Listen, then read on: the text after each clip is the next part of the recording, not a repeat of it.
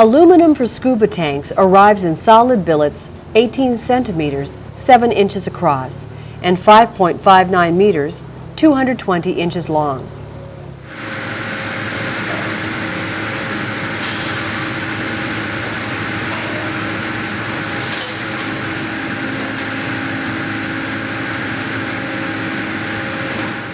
Saws cut aluminum slugs the proper weight from the billet. A standard U.S. 80 cubic foot scuba cylinder requires approximately 14.5 kilograms, 32 pounds of aluminum.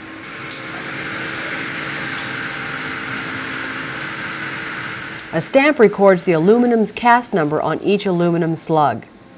The number remains visible throughout the manufacturing process and is present on the base of each cylinder after manufacturing is complete. A forklift delivers prepared slugs to the extrusion press that forms the tank.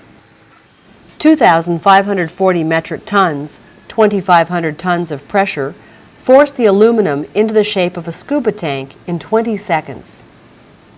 Friction heats the aluminum to nearly 147 degrees Celsius, 300 degrees Fahrenheit. Aluminum is so malleable that it extrudes around the press piston.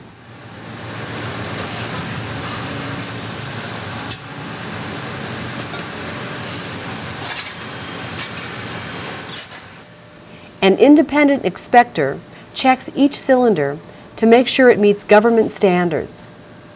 He checks the thickness of the cylinder walls and base, along with making a visual inspection of the inside, looking for imperfections. Pressing the cylinder into a heated form creates the neck. The cylinder is single-piece construction, no welding. The tanks are then solution heat treated to a T4 condition for 1 hour. A water quench and T6 aging process hardens the relatively soft aluminum alloy by changing its molecular structure. After hardening, 1 of every 200 tanks goes through tests that determine the tank's tensile strength. To conduct the test, a saw removes a coupon or portion of the tank. A 27,240 kilogram, 60,000 pound tensile strength machine pulls the coupon apart. The aluminum must not break prematurely.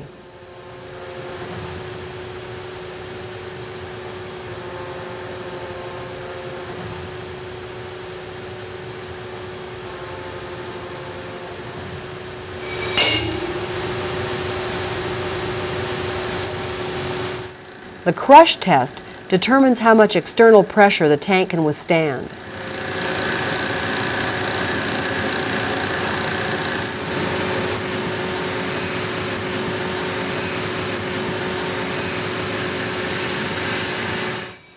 Machining and threading prepare the tank neck to accept a valve, and every tank is checked with a thread gauge.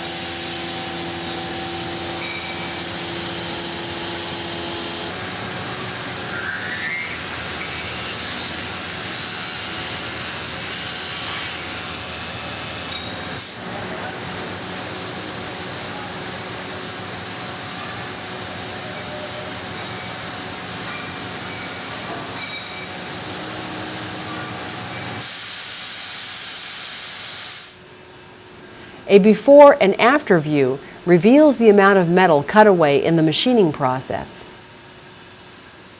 Every tank goes through hydrostatic testing before leaving the factory. The hydrostatic test measures tank expansion under pressure.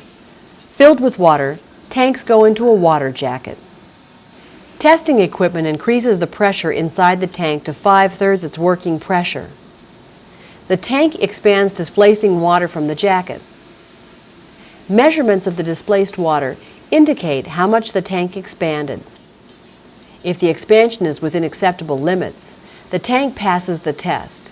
If not, it fails and can't be used. Markings stamped on the cylinder neck show the manufacturer's name and tank specifications, including service pressure, hydrostatic test date, and serial number.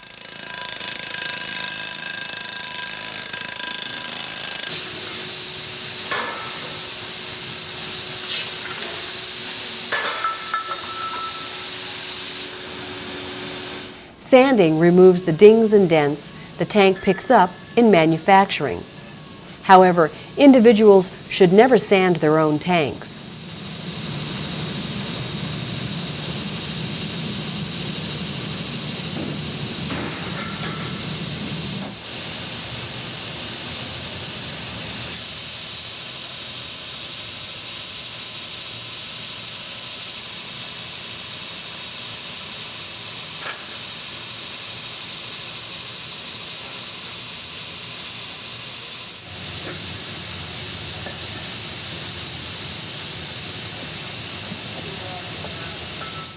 To serve as a base, each tank gets a base coat of primer.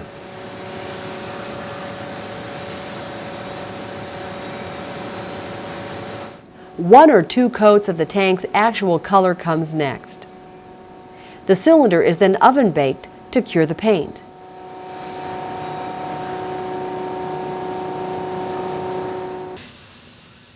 Each tank must pass strength, metal chemistry, and cosmetic inspections before shipping.